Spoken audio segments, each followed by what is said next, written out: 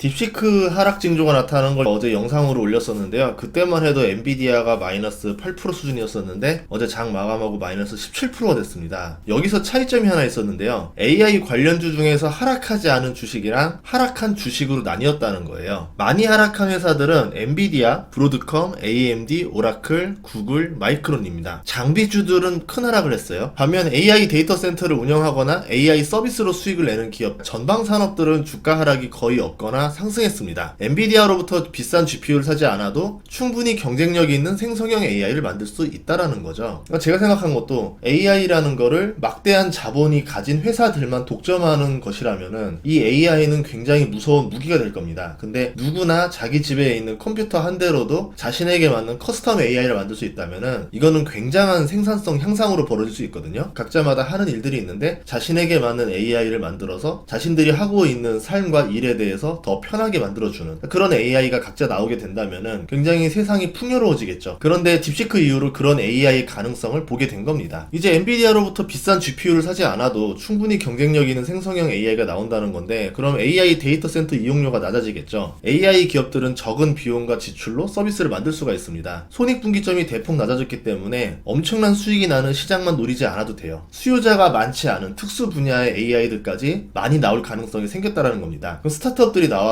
모두가 돈이 되는 시장만 노리는 게 아니라 블루오션 같이 작은 곳들도 찾으러 들어가겠죠. 그러면서 전 분야에서 AI 열풍이 불게 될 수 있겠죠. AI 데이터 센터를 운영하는 입장에서도 비싼 GPU 장비를 패닉 바잉 할 필요도 없고 가성비 좋은 GPU 중심으로 AI 데이터 센터 설치하면 되니까 비용 절감을 누릴 수가 있습니다. 그 원자재 가격이 떨어지면은 판매 가격은 조금만 떨어뜨리면 마진이 크게 드러나거든요. 그걸 활용해서 AI 데이터 센터들이 돈을 벌게 되겠죠. 그러니까 GPU랑 장비를 파는 회사만 타격을 받는다는 거죠. H810으로도 만들 수 있다는 사실은 엔비디아한테 큰 충격인데 시가총액이 880조 원이 증발했어요. 앞으로 고성능 칩을 더 비싸게 팔아야 되는 사업 구조였는데 경쟁사들이 앞다퉈서 엔비디아 새로운 칩을 사기 위해서 줄을 서게 만들고 기존 칩을 충분히 사야지만 신규 칩을 우선적으로 살 수 있는 권리를 주면서 2배 비싼 칩을 빅테크들이 애걸복걸하게 만들었었죠. 이 사업 구조가 깨져버릴 수 있다는 생각에 주가가 무너진 겁니다. 880조 원이면요 삼성전자랑 하이닉스가 2번 날아간 거예요. 하루 만에. 엄청난 충격이었던 거죠. H200 칩 가격이 약 5천만원 정도로 알려져 있고 H200은 안 알려져 있지만 더 비쌀 거로 알려져 있습니다. 엔비디아는 매출 총 이익률이 나날이 올라가고 있었고요. 매출이 적어도 이익률이 높았기 때문에 지금의 시가총액을 유지할 수 있었는데 빅테크로부터 계속 비싼 가격을 받아내기가 어려워질 수도 있겠죠. 그러면 이익률이 떨어지고 주가 하락 속도는 생각보다 빠르게 됩니다. 이 우려 때문에 주가가 어제 17%가 하락했던 거예요. 이제 이게 과매도다 아니다가 되려면 엔비디아가 그래픽카드를 계속 비싸게 팔 수 있는 사업 구조가 무너지면 안 돼요. 그렇게 될 것이냐 아니냐의 가능성 가지고 이제 주가가 왔다 갔다 할 겁니다. 반면에 AI 업계에서는 가격 횡포를 부렸던 엔비디아 기세가 꺾이는 사건이었기 때문에 오히려 AI가 발전할 수 있는 무대가 열렸다 이렇게 보고 있는 것 같아요. 그동안 GPU가 비쌌기 때문에 자본력이 있는 빅테크가 AI 데이터 센터를 지을 수 있었죠. 자본력이 없는 기업들은 뛰어들기가 어려웠습니다.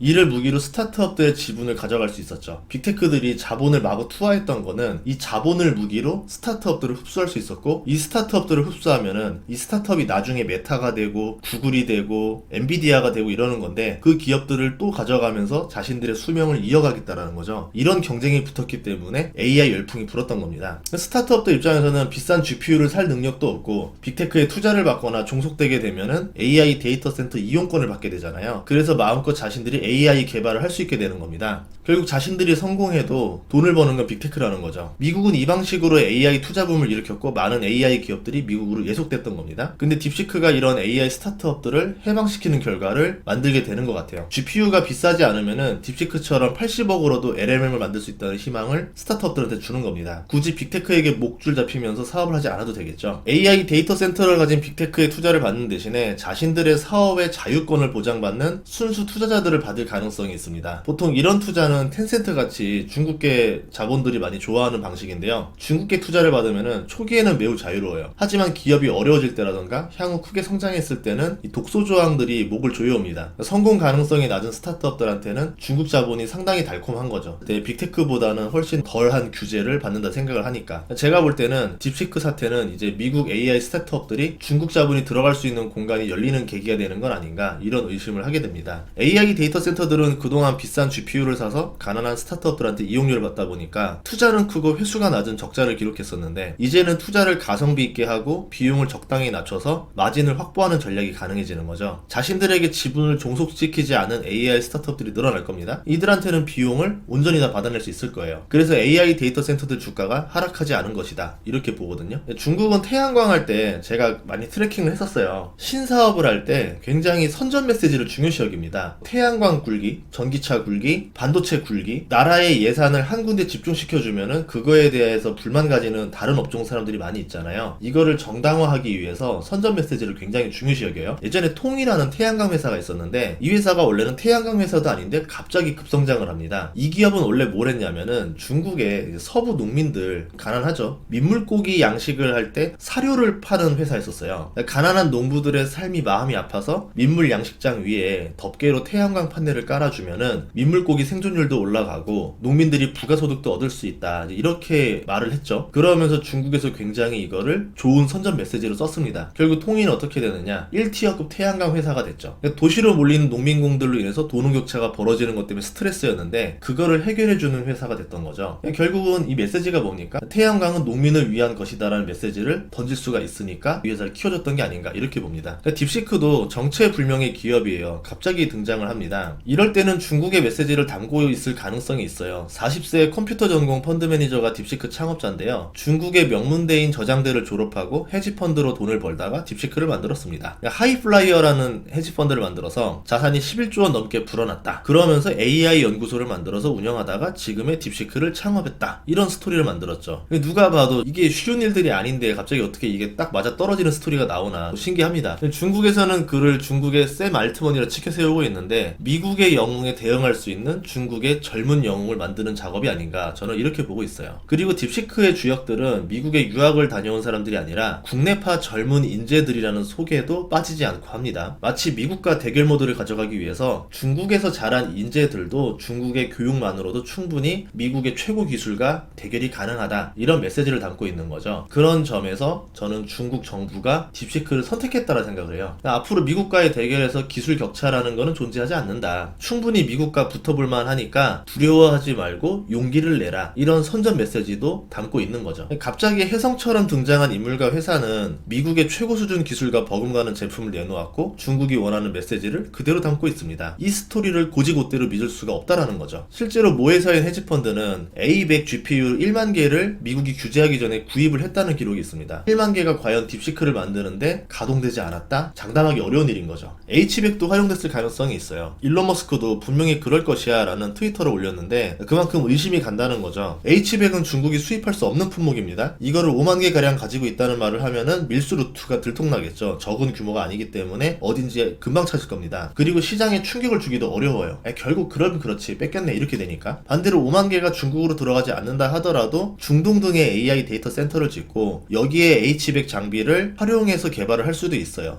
H100이 꼭 중국 안에 있다라고 볼 수도 없는 겁니다. 미국에게 걸리면은 이 방식도 곧 규제를 받기 때문에 미국의 규제에도 중국의 AI 개발 속도가 문제가 없다라는 것을 보여주는 메시지가 아닌가, 이렇게 생각이 됩니다. 보통 충격이 지나면 관련주를 찾으려고 하는데요. 딥시크가 A100이나 H100을 썼는지 안 썼는지에 대한 논란만 지나고 나면은 이제 앞으로 딥시크 관련주 찾기 열풍이 일어날 것 같아요. AI 데이터 센터 회사들이 이제 비싼 칩을 사는 부담을 줄일 수 있기 때문에 이 회사들이 장기적으로 수혜라고 보고 있고, AI 스타트업들도 저는 수혜라고 보고 있어요. 근데 물론 이건 장기적인 관점에서인 거고, 장비주들은 한동안은 어려울 수 있겠죠. 관련주를 좀 찾아봤는데 오늘 종일 찾아보니까 많지는 않아요. 나머지들은 좀 애매모호한 것들도 많이 있고, 하나는 이제 중국의 AI 데이터 센터 기업이 하나 있었고, 또 하나는 이제 한국에 있었습니다. 물론 아직 의심가는 것들이 많기 때문에 돌다리를 두들기듯이 검토하면서 여러분들이 조사를 해보고 정말 괜찮다 생각하면은 그때 투자하셔도 되지 않을까 생각을 합니다. 보통 이런 관련주들이 초기에 잡으면 텐베거가 나는 경우가 많고, 잘못 잡으면 잠깐 움직이다 끝나는 테마주로 끝나는 경우도 많거든요. 그래서 제가 느꼈던 거는 남보다 먼저 사야 된다. 그게 그나마 제일 안전하다. 왜냐면 안 올랐기 때문에. 다 알려지고 주가가 오른 다음에 맞아 이거지 확실하네 라고 하면서 비싼 가격을 지불하는 거는 이건 절대 안전한 게 아닙니다. 가격이 저렴한 게 안전한 거지 가격이 비싼 거는 안전한 게 아니다. 그렇게 다시 한번 말씀드리고 싶어요.